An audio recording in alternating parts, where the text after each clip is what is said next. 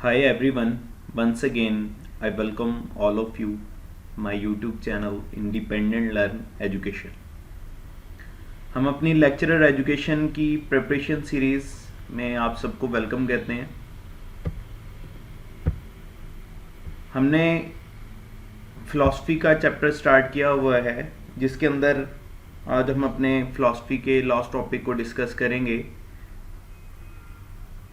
जो educational philosophy का fourth educational philosophy है, रिकंस्ट्रक्शनिज़्म। मैंने पहले भी आप लोगों को बताया था कि हर फ़िलासफ़ी का वर्ड उसके खुद को डिफ़ाइन कर रहा होता है। तो रिकंस्ट्रक्शनिज़्म का मतलब है कि रिकंस्ट्रक्ट करना किसी चीज़ को। हम इस फ़िलासफ़ी में पढ़ेंगे कि ये किस चीज़ की रिकंस्ट्रक्शन के बारे में बात कर रहा है।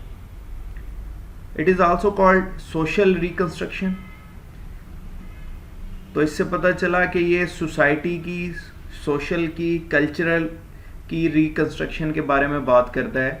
हमारे यहाँ जो ट्रेडिशन हैं, कल्चर हैं, सोसाइटी है और हमारे यहाँ जो लोग रह रहे हैं उनकी डेवलपमेंट की, उनकी रिकंस्ट्रक्शन की बात करता है।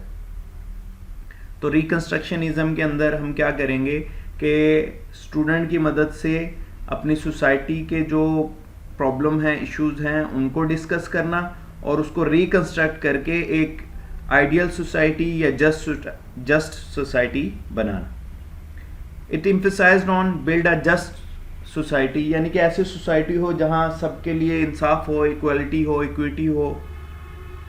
डेमोक्रेटिक इन्वायरमेंट, यानी कि डेमोक्रेटिक हो, हर किसी को अपने हक या राय के इस्तेमाल की आज़ादी हो।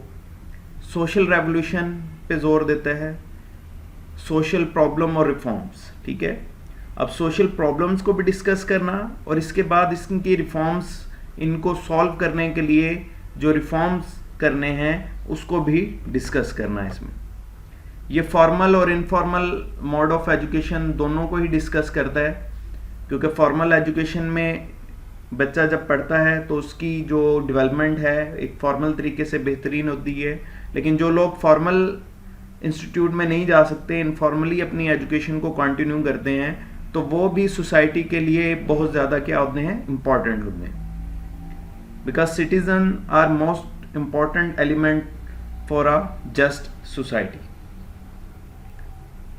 इनका एक मेन जो एम है रिकंस्ट्रक्शनिज्म का कि reform necessary in every walk of life.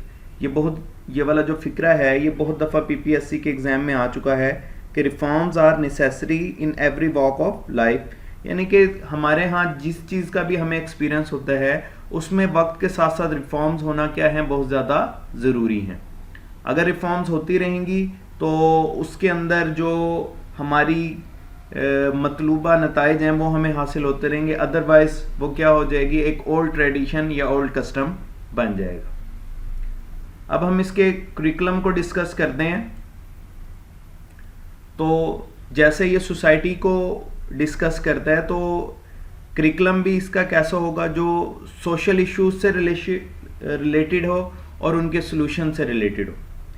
यानी कि इसके अंदर किसी भी प्रॉब्लम के सोशल इश्यूज डिस्कस किए जाते हैं और साथ ही उनका सोल्यूशन भी डिस्कस किया जाता है। टीचर का क्या रोल है इस फिलॉसफी में? Teacher help student to learn critical issues. Teacher मदद करता है अपने स्टूडेंट की कि वो क्रिटिकल इश्यूज को समझे, फिर उसके ऊपर सोचे, अपनी ब्रेनस्टॉर्मिंग करे, अपने इंटेलेक्चुअल एबिलिटी की वजह से उस प्रॉब्लम्स को क्या करें, सॉल्व करें। और आने वाले जो फ्यूचर के लिए है, फ्यूचर प्लान करे अपनी सोसाइटी के लिहाज से कि किन चीज़ों को वो लेकर आगे चले ताकि फ्यूचर के अंदर ज़्यादा बेटरमेंट आ सके। तो हम कहेंगे कि teacher has important role. Teacher बिल्कुल ऐसे काम कर रहा है जैसे एक ट्रेनर काम करता है किसी को ट्रेन करने के लिए। तो टीचर अपने स्टूडेंट को ट्रेन करता है ताकि वो सीख सकें कि किस तरह किसी फंक्शन को, किसी सोसाइटी को रीऑर्गेनाइज किया जा सकता है, रीस्ट्रक्चर किया जा सकता है, ठीक है। इन तमाम चीज़ों में वो अपने स्टूडेंट को क्या करे, प्रिपेयर करे। वो प्रिपेयर करे स्टूडेंट को किसके लिए, सोशल रेवोल्यूशन के लिए, कि सोसाइटी के अंदर या अपने सोशल इन्वायरमेंट के अंदर वो एक रेवोल्यूशन लेकर आ सकें, इतने रिस्पॉन्सिबल सिटीज़न बन सकें। अब हम बात करते हैं टीचिंग मेथड की, जो रिकंस्ट्रक्शनिज्म में सपोर्ट होते हैं। इसमें टास्क बेस्ड इंट्रैक्शन है कि स्टूडेंट्स को इस तरह का टास्क दिया जाए जिसमें वो करें चीज़ों को, और उसके बाद करने के बाद वो जो चीज़ें हैं वो सोसाइटी के लिए क्या हों, एक इम्पॉर्टेंट रोल अदा कर सकें। बच्चे के अंदर high order thinking skills develop हों, ताकि वो सोचे, उसके अंदर सोच और विचार की जो है फिक्र पैदा हो, वो सोचे कि वो किस तरह एक सोसाइटी को रिकंस्ट्रक्ट कर सकता है, कैसे सोशल इश्यूज़ को डिस्कस कर सकता है, कैसे वो सोसाइटी को की बेटरमेंट के लिए काम कर सकता है, कैसे वो जो डिक्लाइन है सोसाइटी के अंदर उस चीज़ को ख़त्म कर सकता है। उसके बाद है कोऑपरेटिव लर्निंग, यानी कि ये किसी एक इंडिविजुअल का काम नहीं है कि वो सोसाइटी को चेंज कर सके।